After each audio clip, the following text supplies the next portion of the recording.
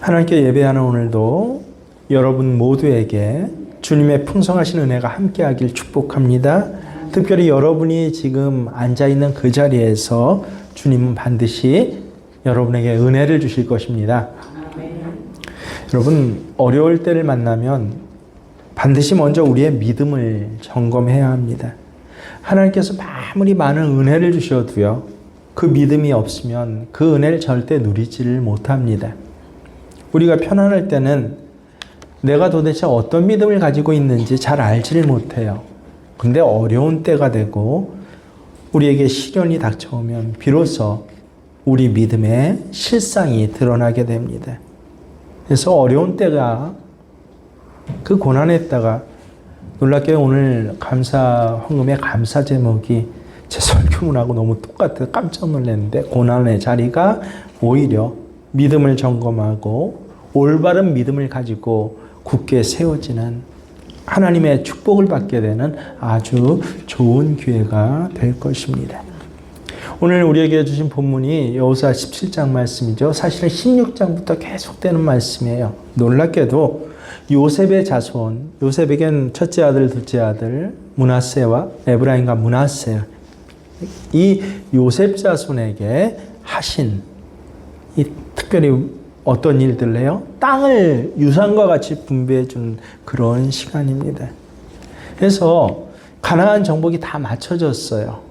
맞춰지고 이제 이스라엘 12지파가 있었죠. 원래 고대 12지파하고 나중에 확정된 12지파는 다를 수밖에 없는데, 출애굽 이전의 12지파하고 달라요. 출애굽 이후에는 하나님이 12지파를 하나하나 세워주셨는데 그냥 요셉의 아들들이 아니에요. 그래서 이 12지파에게 몫을 분배하는 건데, 가나안 전체 땅을 분배하는 건데, 그런데 레위 지파는 자기 지역, 자기 땅을 갖지 못하게 하셨어요. 하나님 백성들 한가운데 거하며.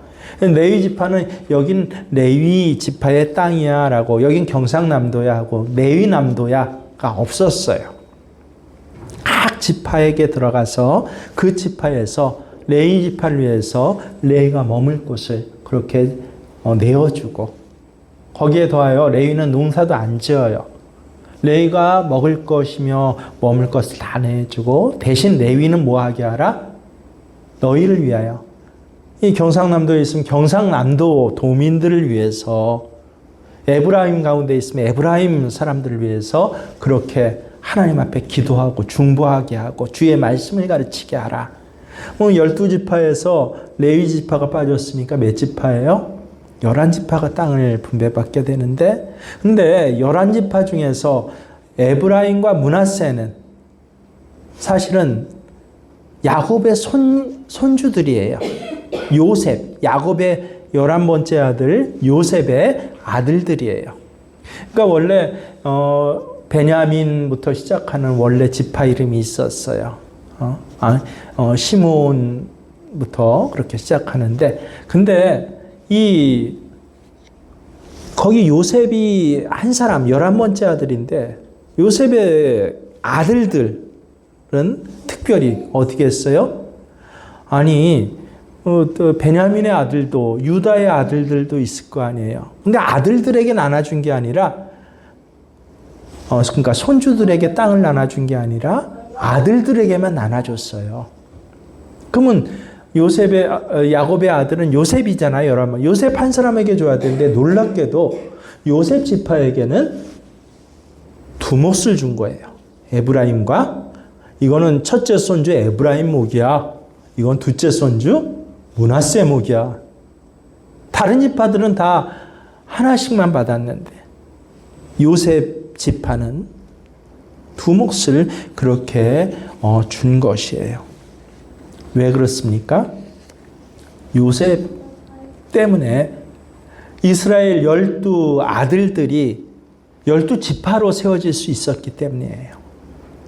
요셉 때문에 기근을 면하고 가족이 몰살될 상황을 면해서 오히려 어떻게 했습니까? 온 가족이 구원받은 백성이 됐기 때문에 그렇습니다. 그래서 이 한 집안에서 맨 먼저 예수 믿은 사람들이 하는 일이 바로 이것이에요.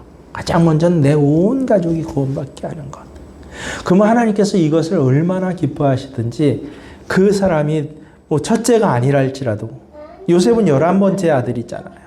장자의 몫을 그렇게 준 그런 일들이 얼마나 성경 이때부터 실제로 있었습니다. 그래서 분명히 에브라임과 므낫세는 손주인데도 아들과 같이 대우를 받은 거예요. 이스라엘에서. 그리고 그 준 땅도 아주 좋은 땅이었어요. 가나안 중심부에 있는 북쪽에 사마리아 지역, 신약 시대에는 이 사마리아 지역이 이방인의 땅이다 뭐 욕을 먹었는데 구약 시대는 아니에요. 황금 쌀아기 땅이에요. 이스라엘 전체 땅 중에서 가장 풍성하고 가장 아름답고 가장 평탄한 땅. 거기에 이 사마리아 지역은 앞으로 이스라엘 역사의 중심지가 되는 그런 지역입니다. 실제로 훗날의 북왕국의 그 왕국이 바로 여기에 세워지게 됩니다. 거기에 대해서 므낫세 지파는요, 이 가나안 지역의 땅을 받았을 뿐더러 또 요단강 동편의 땅을 한 더 받았어요. 반 지파가. 므낫세 반내에 해당하는 지파들이요. 그러니까 요셉을 기준으로 보면 요셉의 아들들은 몇 몫을 받은 거예요? 에브라임의 목, 그 다음에 므낫세의 목, 그리고 므낫세 반 동쪽에 있는 땅들까지 그렇게 받은 것입니다. 그래서 하나님께서 이렇게 이건 요셉에게 주신 복이에요. 이런 복을 신앙의 1세대가 누리는 것, 믿음의 조상들이 있을 때 그 가족 전체가 누리는 복이 분명히 있어요. 그럴 때는 훌륭한 믿음의 조상 두었다는 것이 얼마나 큰 복인가를 알게 됩니다. 그래서 우리가 지금 살아갈 때도 저와 제 아내도 뭐 한 10여 년 전부터 그런 얘기를 계속 나누는데요. 이젠 자녀를 정말 위해 살 때예요. 자손을 생각하며 살아가야 된다. 정말 내 자손들이 복을 받게 되는 씨를 심는 시간이 되어야 돼요. 그런 믿음과 지혜가 오늘 우리에게 꼭 필요합니다. 근데 이렇게 3배나 된, 다른 지파에 비하면 3배나 되는 땅을 주었잖아요. 세 몫을 주었잖아요.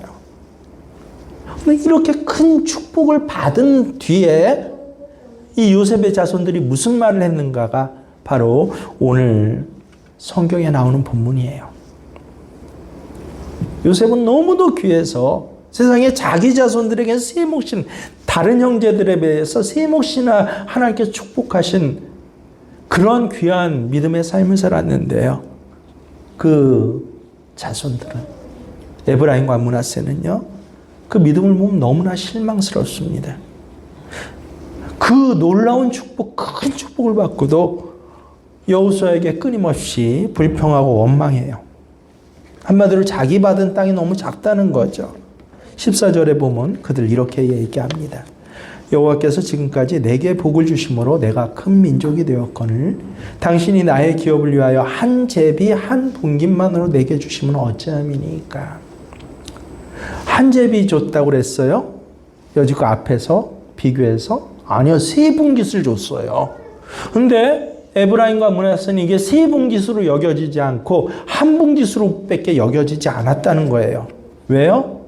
지금 당장 들어가서 살 수 있는 땅이 적다는 거예요.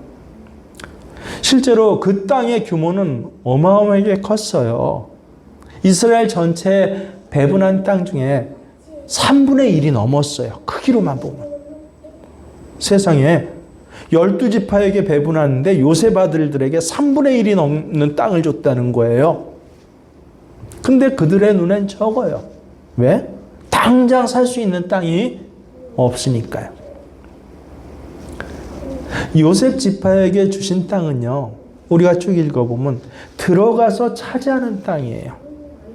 그런데 그런 땅은, 그 약속은요, 이거 우리 땅이야 라고 하나님께서 공식적으로 네 땅이야 라고 하는데도 내 땅이라고 생각을 하지 않은 거예요. 바로 앞에 유다 지파가 땅 분배받을 때 갈렙이 하는 말이 나와요. 어때요? 얼마나 대조적인지 몰라요. 갈렙은 아직 점령하지 못했지만 여러분 이스라엘 이때 백성 중에 제일 높은 사람이 누구예요? 여호수아 갈렙 두 사람이에요. 가나안 정복이 성공해서 이른바 뭐 했어요? 부자가 되었어요. 땅이 생겼어요. 그러면 제일 높은 어른 갈렙은요, 제일 좋은 땅 놔주세요 할 수 있는데 안 그랬어요. 하나님이 40년 전에 내게 약속해 주신 땅, 모세 때 먼저 첫 번째 약속을 주셨거든. 약속만 주셨어요. 여호수아 때는 지금 그 약속의 땅 따라서 실제로 땅을 분배해 주는 시간이에요. 제일 좋은 땅 내게 주세요 해도 누가 뭐라고 그럴 수 없는데, 아니 40년 전에 내게 약속해 주신 땅, 기가 막혀요. 근데 그 땅은 실제로는 들어가 살 수가 없어요. 왜? 아직 점령을 못했어요. 근데 하나님께서 내게 약속해 주시고, 지금 내 믿음도 똑같습니다. 내가 80이나 먹었지만 하나님이 그 땅을 내게 주시려고 내게 아직 힘이 있게 하십니다.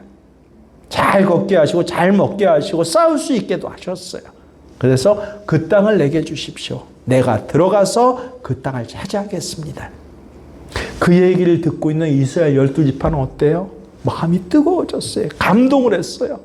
야, 갈렙이다. 이 갈렙이 이 고백을 하기 전까지는 여러분 생각해 보세요. 우리 아들들, 딸들 모여서 내 유산 나눌 때 어떤 모습이에요?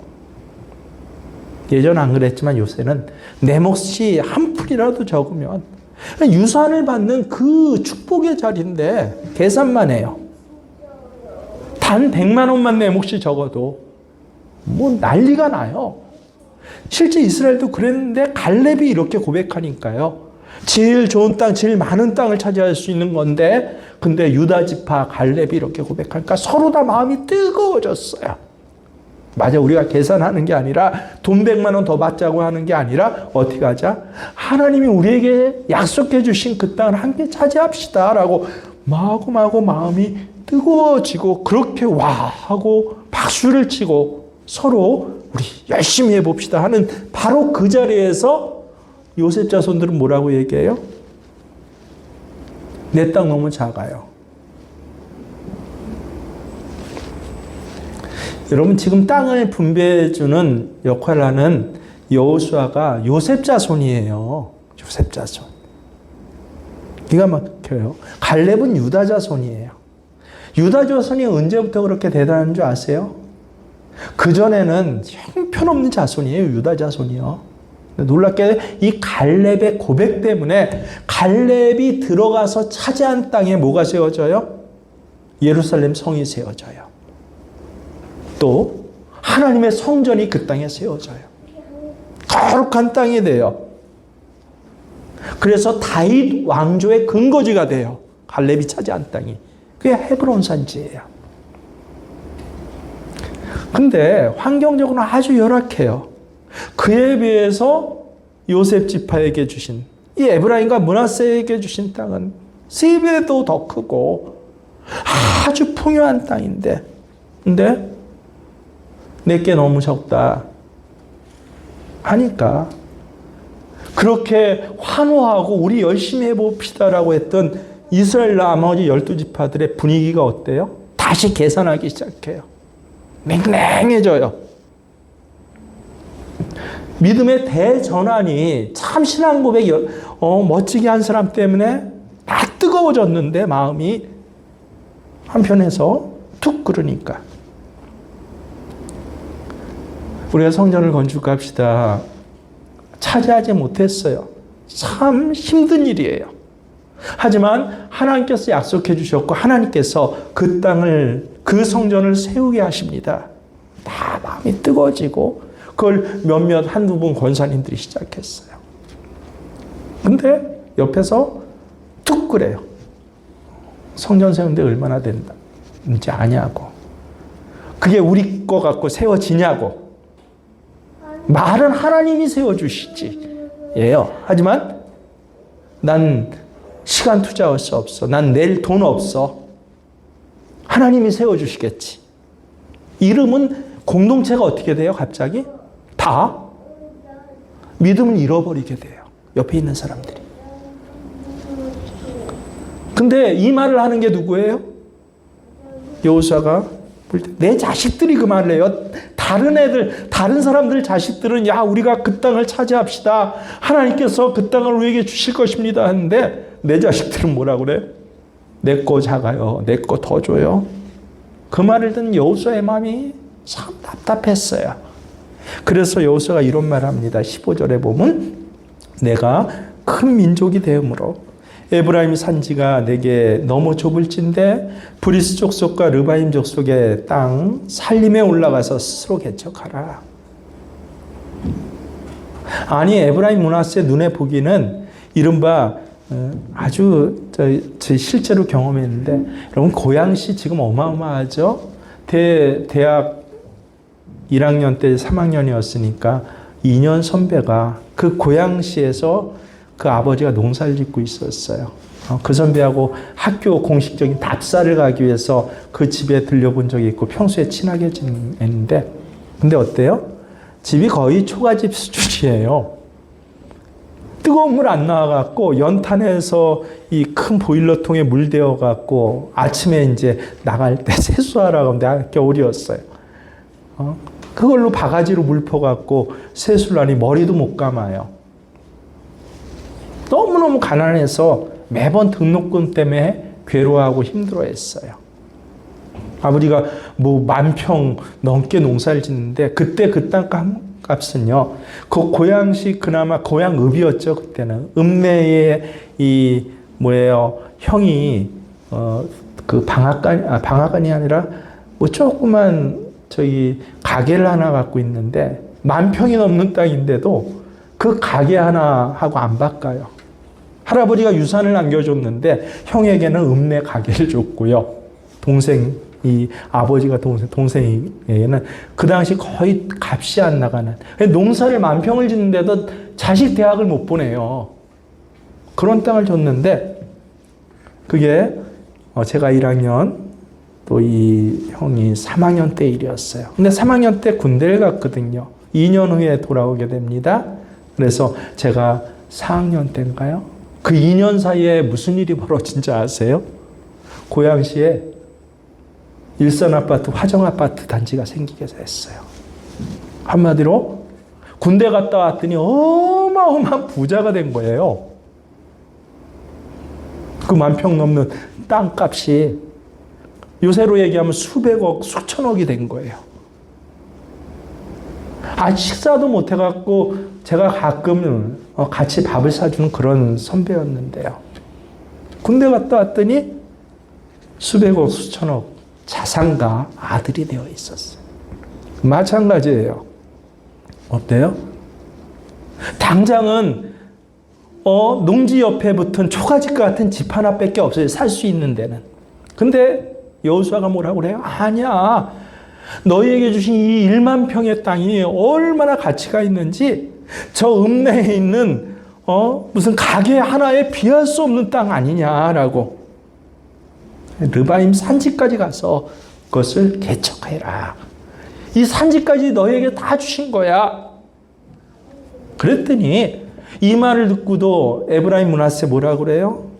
이렇게 대답해요. 16절에 보면 그 산지는 우리에게 넉넉하지도 못하고 골짜기 땅에 거주하는 모든 가나안족 속에는 벳스완 그 마을에 거주하는 자 그리고 이스라엘 골짜기에 거주한 자 모두 다 철병거가 있나이다. 무슨 소리예요? 지금 이스라엘족 속에게는 제대로 된 무기도 하나 없이 가나안 땅을 하나님께서 점령하게 하셨잖아요. 이 당시에는 청동기에서 철기로 변화되는 시기였어요. 그러니까 철로 만든 실제 무기가 하나도 없는데 저 가나안족 속에겐 저 베스한 사람들에게는 이스라엘 골짜기에 있는 사람들에게는 뭐가 있다고 그래요? 철병거. 나는 소총 하나 없는데 탱크를 갖고 있대요. 근데 내가 어떻게 싸워서 이기냔 말이에요. 이 말을 듣고 여호수아는 드디어 깨달았어요. 야, 내 자손들 에브라임과 이 므낫세가 이렇게 이야기하는 것은요. 철병거가 없는 게 문제가 아니라 하나님에 대한 믿음이 없는 것이었구나라고 그렇게 깨달은 거예요. 이게 바로 오늘 말씀의 핵심이에요. 이렇게 여호수아의 눈에 보기에는 하나님께서 다른 지파에 비해서 최고의 축복을 주셨잖아요. 요셉 때문에. 근데 이렇게 최고의 축복을 주셨는데도 믿음이 없으면, 믿음이 없으니 참 이건 누리질 못하는구나. 맨날 원망과 불평뿐이구나. 그래서 이 에브라임 므낫세에게 여호수아가 이야기를 해요. 그게 17절 18절이에요. 너는 큰 민족이요 큰 권능이 있은즉 한 분깃만 가질 것이 아니라 그 산지도 내 것이 되리니 비록 살림이라도 내가 개척하라. 지금 눈에 보이는 살림뿐만 아니라 그 끝까지, 땅 끝까지 내 것이 되리라. 가나안 족속이 비록 철병거를 가졌고 강할지라도 내가 그들을 능히 쫓아내리라. 여러분, 여호수아의 말 대단하죠. 저는 성경을 구체적으로 이제 묵상하고 또 연구하고 하면서 야, 어떻게 이렇게 말했을까? 만약 그저 요새 선거철이라 얼마나 듣기 좋은 말 많아요. 우리 지역에 뭘 들여오겠다, 뭐 하겠다, 뭐 하겠다. 야, 내가 당선이 되면 이렇게 좋은 일이 생길 것이다. 여호수아가 그렇게 사람들, 므낫세 에브라임 듣기 좋으라고 너희는 큰 민족이고 큰 세력을 가지고 있다. 얼마든지 너희는 싸워 이길 수 있어 라고 그저 듣기 좋으라고 한 것이라면요. 여호수아는 정말 무서운 선동가입니다. 이 에브라임과 므낫세를 사지로 몰아넣는 격이에요. 근데 여호수아는 선동을 한 게 아니에요. 여호수아는 정말 에브라임과 므낫세 지파가 자기에게 할당된 땅을 다 차지할 수 있다라고 철병거가 가진 가나안 족속 다 이길 수 있다라고 정말 믿은 거예요. 이유는 뭐예요? 그 일을 이루실 분이 하나님이시기 때문에 그렇습니다. 하나님이 약속하신 거니까 어떻게 해요? 하나님이 이루어 주셔요. 나는 말씀하신 그 말씀을 믿음으로 나아가서 뭐 하면 돼요? 손에 철병거가 없어도요. 나 별로 힘 없고 돈 없어도요. 나 별로 재주 없어도 나가서 그 믿음 갖고 그대로 싸우기만 하면 하나님께서 약속을 이루어 주신다. 이 믿음이 여호수아에게 있었던 거예요. 그래서 너희는 가서 싸워서 점령하라. 그 끝까지 너희 땅이 될 거야. 문제는요. 에브라임 지파, 므낫세 지파는 그것이 믿어지지 않았어요.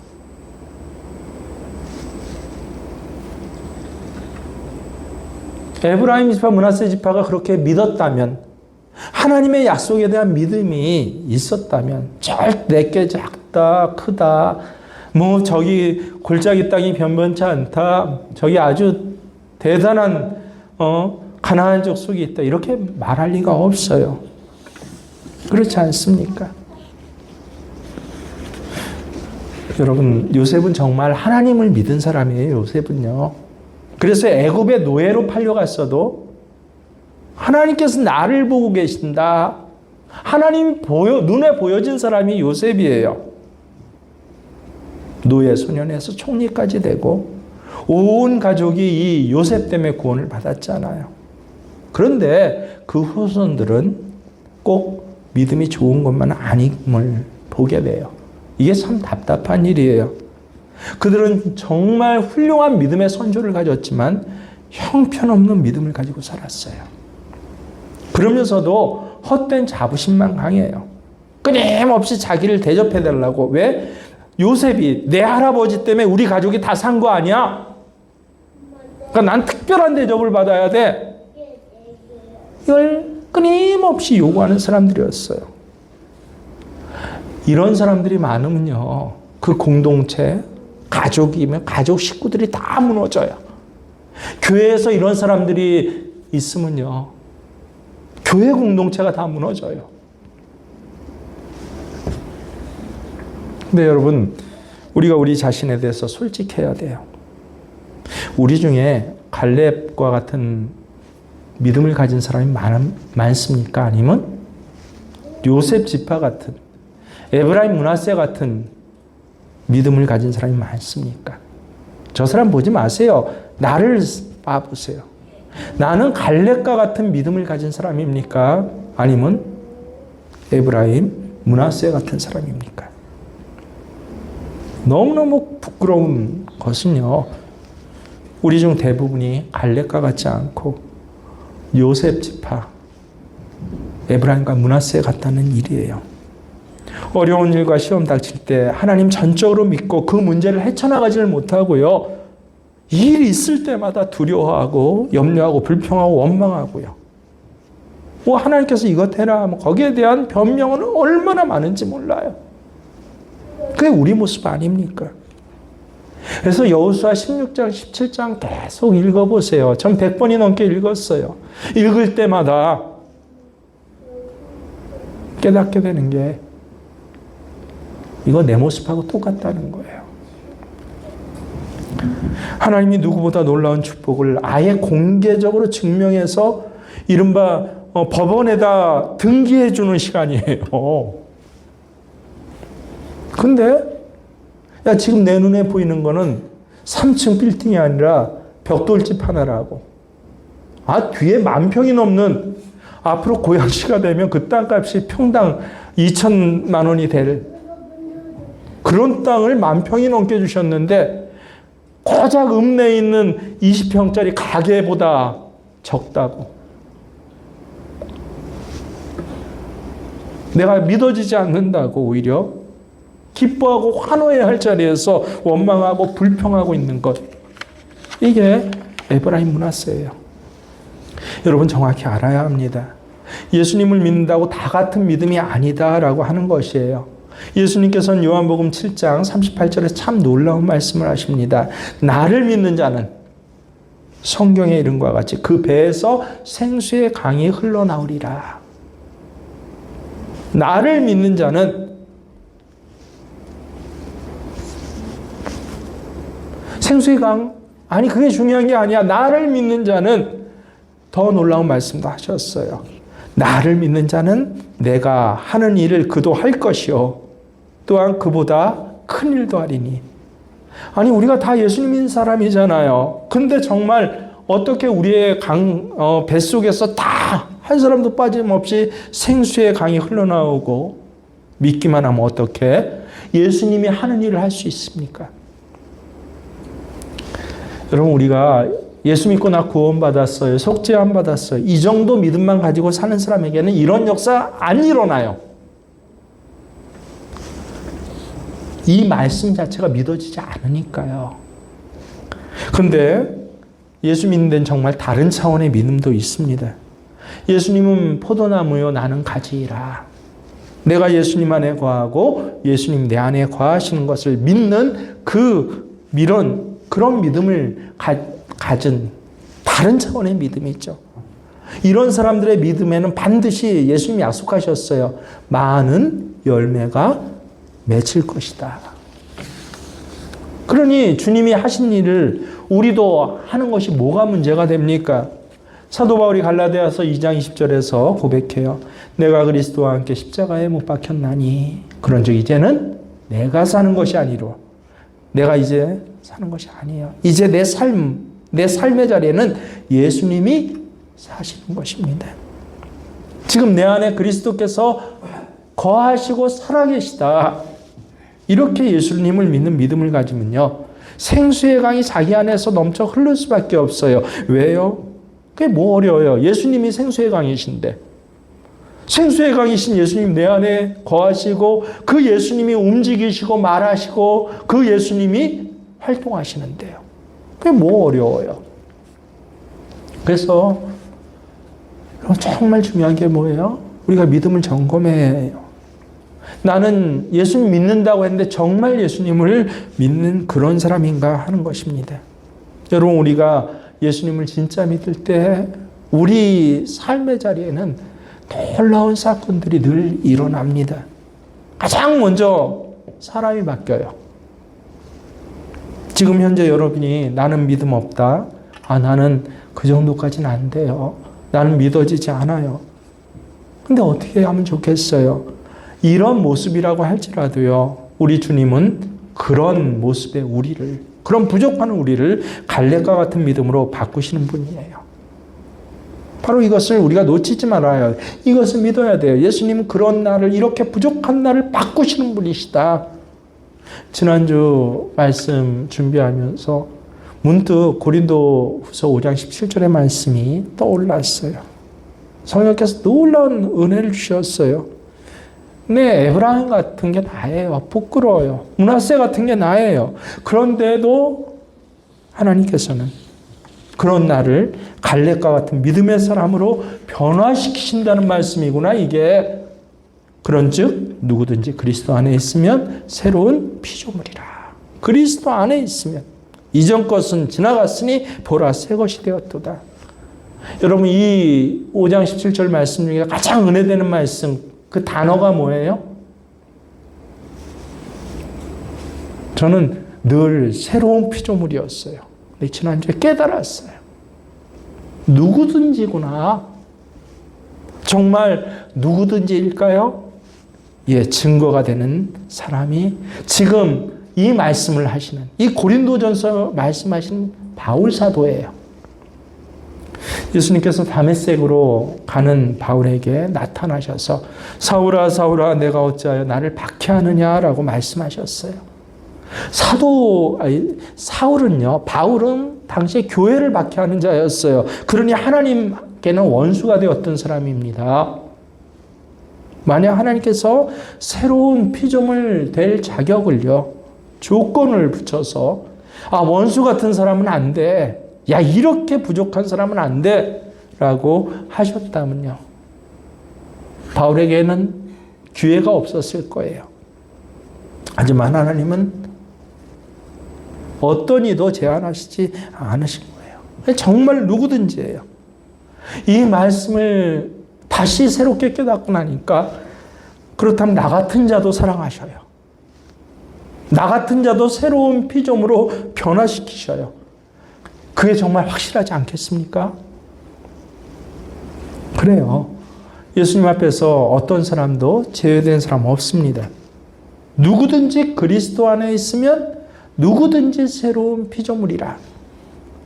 요셉 자손과 같은 형편없는 믿음을 가지고 있던 사람일지라도 누구든지 갈렙과 같은 믿음의 삶을 살게 해주신다. 누가? 예수님이요. 여호수아 오늘 17장 24장에서 이제 앞으로 이제 마지막 장면인데 처음 등장할 때 여호수아 1장을 여러분 기억하십니까? 얼마나 바보 같은 사람인지 몰라요. 얼마나 두려워하고 무서운 것이 많은 사람인지 몰라요. 모세가 후계자로 정해졌는데 나 못해요. 내가 이걸 어떻게 해요? 설설 손 흔들면서 뒤로 도망갔던 사람, 그게 여호수아 1장 여호수아예요. 그런데 하나님께서 나타나셔서 여호수아를 만나 주시니까 그 여호수아가 완전히 변화되었어요. 이 일이 그리스도 예수 안에서 지금 우리 가운데서 일어납니다. 우리가 할 일은 그저 예수 믿고 속죄함 받았다 하는 믿음에 머물지 않는 거예요. 온전한 믿음을 갖게 해주신 주님, 지금도 나와 함께 하셔서 나와 동행하시는 주님을 바라보는 것, 이게 유일하게 우리가 할 일이에요. 그러면 주님께서 나를 바꾸어 주십니다. 히브리서 12장 2절에 그렇죠. 믿음의 주요. 예수 믿고 구원받게 했을 뿐만 아니에요. 예수님은요. 뭐라고 그래요? 또 온전케 하신 이인 예수를 바라봐라. 구원받았다고 끝난 거 아니에요. 받은 구원을 놓쳐버린 게 훨씬 많아요. 신앙생활 하면서 받은 구원 놓쳐버린 사람은 얼마나 많은지 몰라요.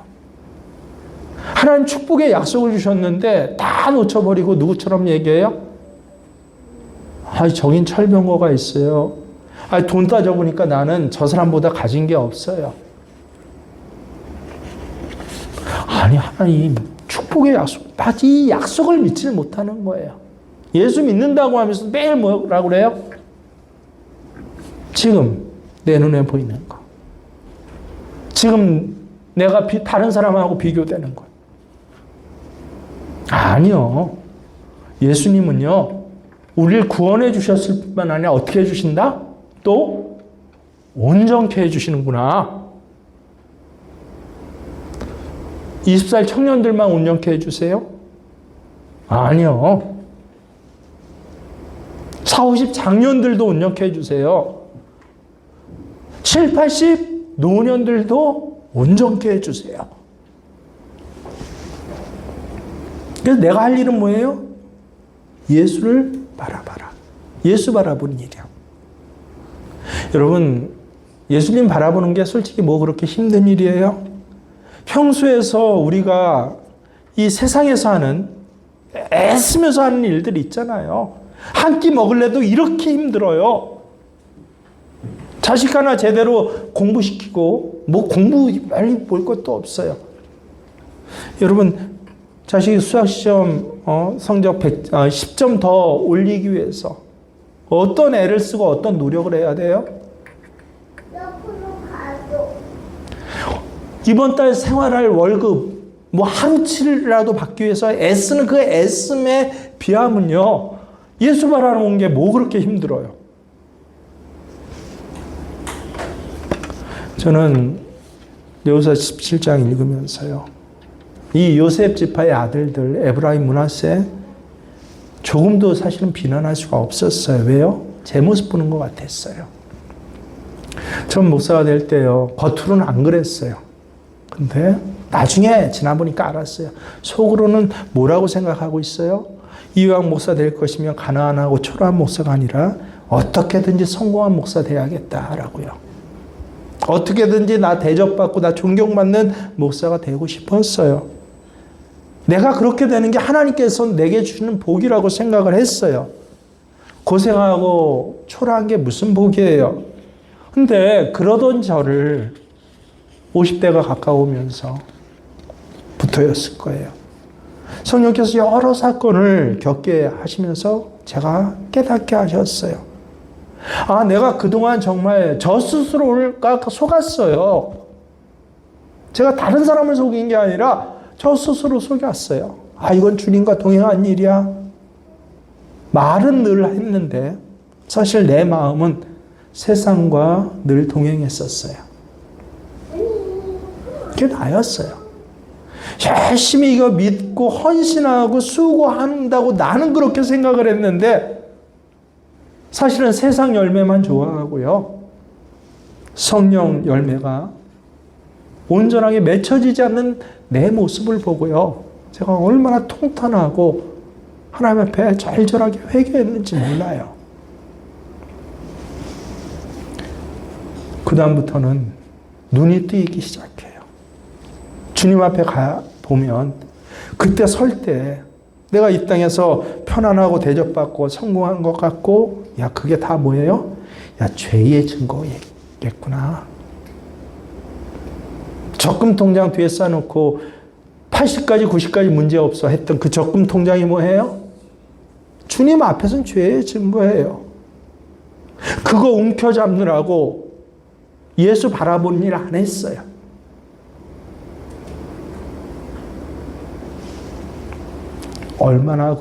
얼마나 주님 앞에서 희생하고 헌신했는가.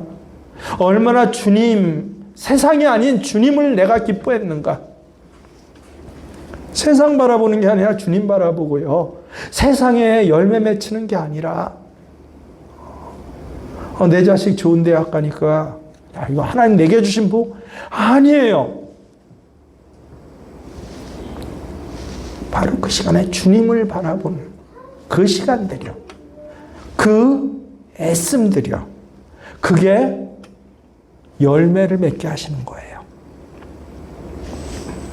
고난과 시련은 계속 다가오지만요, 그럴 때일수록 우리가 정말 예수님 바라봐야 돼요. 아무리 어렵고 힘들어도 그때가 바로 내가 믿음의 씨앗을 심는 시간이에요. 그 고난의 장소, 그 아픔과 그 힘든 장소가 바로 그때 내가 믿음을 붙잡을 때 예수님께서는 열매를 자라게 하시는 때예요. 그래서 기뻐할 수 있는 거예요. 성격이 이상해서 세디스트라 아플 때 기뻐하는 게 아니라 바로 이 시간 이때에 내가 믿음을 붙잡고 예수님 바라보니까 예수님 뭐 하셔요? 난 주님만 바라봤는데, 난 믿음만 붙잡았는데 열매가 맺어지게, 열매가 자라게 하시는구나. 물론 우리 형편 처지가 만만치 않아요. 여러분 중에는 정말 기가 막히는 어려움 가운데 있는 분이 있어요. 하지만 생각해 보세요. 신앙 하나 지키려고 다 내팽겨치고 보따리 하나 메고 내려와서 예배 한번 이거 하나만 잘 드려보겠다고 했던 분들이 우리 신앙의 선배예요. 전 실제로 눈으로 봤어요. 저희 고모 세대가 그랬어요. 세상에 그 새벽에요. 한겨울 추울 때 그 천막교회예요. 밑에 뭐 장판 제대로 하나 깔린 게 없고 무슨 보온 시설이 있어요. 근데 새벽마다 거기 막내가 있는데 그때 1살짜리 막내를 갖다가 포대기에 들쳐갖고 나갔고 새벽에 거기서 엎드려 갖고 하나님 앞에 기도하고 눈물을 흘리던 것이 바로 우리 어미 아비 세대예요. 그 밑에서 전 자랐어요. 자식들 공격하면서 하나님 앞에 온전히 11조 드립니다 하고 11조 드릴 때 참 통곡 흘리면서 하지만 하나님 약속을 내 믿습니다 하면서 그럼 11조 드리니 그 신앙이요. 대충 드리는 거 아니에요. 이것저것 변명하는 거 아니에요. 내 자식 공격하며 하나님 앞에 드리오니 내 자식은 하나님께서 살려주세요. 그게 바로 우리 믿음의 선배들이에요. 그런 믿음의 선배들을 한번 생각해 보세요. 나 지금 어렵고 힘든 거예요. 바로 그 자리에서 이 믿음을 고백할 수 있잖아요. 그래서 지금 내 믿음을 확인해야 돼요. 어떤 시련도 어떤 어려움도 이겨낼 수 있는 믿음, 진짜 예수님을 믿는 그 믿음을 우리는 가져야 합니다. 지나고 보면 정말 죽을 것 같은 어려웠던 일들이 있어요. 저에게도 너무너무 힘들었던 일들이 있습니다. 근데 바로 그때 내가 원망하고 불평하기보단 믿음을 붙잡았어요. 시간이 지나니까요. 그게 다 간증이 되더라고요. 오히려 편안할 때가 그래서 더 위험했구나. 야, 지금은 뭐 불편한 거 별로 없어. 나 살만해. 이때가 가장 위험한 때예요. 왜 불편한 게 별로 없어요? 예수님 바라보는 갈망이 없는 거예요. 자식들을 위해서 집 한 칸 마련해 놨어요. 그 자식들의 영혼을 보면서 애통해하지 않는 거예요. 가장 위험한 시간이에요. 나 자신도 구원해서 쫓겨나서 어두운 데서 슬피가면서 이를 슬피가면서 우는 그런 어두운 곳을 한 걸음 한 걸음 나아가고 있는 정말 위험한 때예요. 여러분 정말 주님이 우리를 지금 인도하십니까? 지금 나를 인도하고 계신가요? 빌립보서 2장 13절에 보면요. 너희 안에서 행하신 이는 하나님이시니 자기의 기쁘신 뜻을 위하여 너희에게 소원을 두고 행하게 하시나니. 지금 내가 예배드리고 싶다, 성경 읽고 싶다, 기도하고 싶다, 나 전도해야 돼. 바로 지금 내가 믿음을 점검하고 바로 살아가야 돼. 여러분 안에 그런 소원이 있습니까? 다른 사람이 이야기해서 생기는 거예요? 목회자가 그렇게 설교한다고 생기는 거예요? 아니에요. 내 마음 안에 그런 소원을 주시는 분이 누구세요? 이것이 다 하나님의 소원이래요. 기가 막히지 않습니까? 이런 소원이 있다면 내 안에 주님이 계시다라고 하는 것을 부인할 수 없는 그 증거예요. 그거 하나면 충분하잖아요. 세상보다 더 크신 주님이 지금 내 안에 계시잖아요. 그거면 됐잖아요. 세상은 안악자손과 같이. 안악의 뜻이 뭐예요? 귀신이란 뜻이에요. 싸움의 귀신. 안악자손들이 내 앞에서 진을 치고 있어요. 철병을 타고 소총 하나 가지지 않는 나를 향해서 으르렁거리면서 달려오고 있어요. 바로 그때 내가 할 일이 뭐예요? 아나짜손 바라본 일이 아니라 철병거 보는 일이 아니라 하나님 주신 축복, 이 약속을 바라보고 나는 죽고 예수 살며 주 예수님과 바라보며 동행하는 시간이 바로 그런 시간들이에요. 내가 80이라도 이 믿음 예전과 같습니다. 내가 주님 주신 땅을 차지하겠습니다라고 선포하는 그 믿음의 고백이 내 입술에서 나와야 할 시간이에요. 그 시간이요. 언제요? 힘들고 어려울 때요. 내게 적은 것 같을 때. 내일이 불안할 때요. 몸이 아플 때요. 아니 왜 저 사람보다 난 적게 줘. 원망하고 불평이 나올 때요. 아니면 뭐 이 정도면 됐어. 나는 이제 부족한 거 없어. 연금 나오죠. 적금 통장에 얼마 들어놨죠. 내 명의로 내 집 한 칸 있죠. 내가 뭐 부족해. 이거 하나님 주신 축복이지. 그게 축복이에요. 아까 뭐라고 그랬죠? 죄의 증거예요.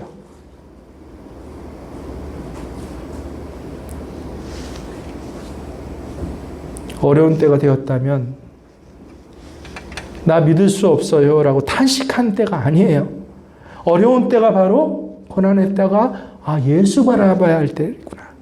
우리들이 유일하게 할 수 있는 일이 이리저리고 또 들뛰고 뭐하는 때가 아니라 유일하게 내가 너무 힘들고 너무 어려서 할 수 있는 일이 뭐예요? 예수님 바라보고 이 일 하나만 있구나 라고요. 여러분 믿음이 없으면 은혜도 소용없습니다. 믿음이 없으면 황홀한 축복도 3배의 축복도 팥죽 한 그릇보다 못한 것이에요. 그래서 여러분 오늘부터 고백하세요. 나 이제 진짜 예수님 믿게 해주세요. 나는 죽고 예수로 살며 주 예수님과 동행하는 사람 나 되게 해주세요. 나 지금 어려워요. 문제 바라보는 게 아니라 이제 예수님 바라보게 해주세요. 한 주 동안 이 놀라운 성령의 감동하심 안에 살아가시는 저와 여러분 되시길 주의 이름으로 축원합니다.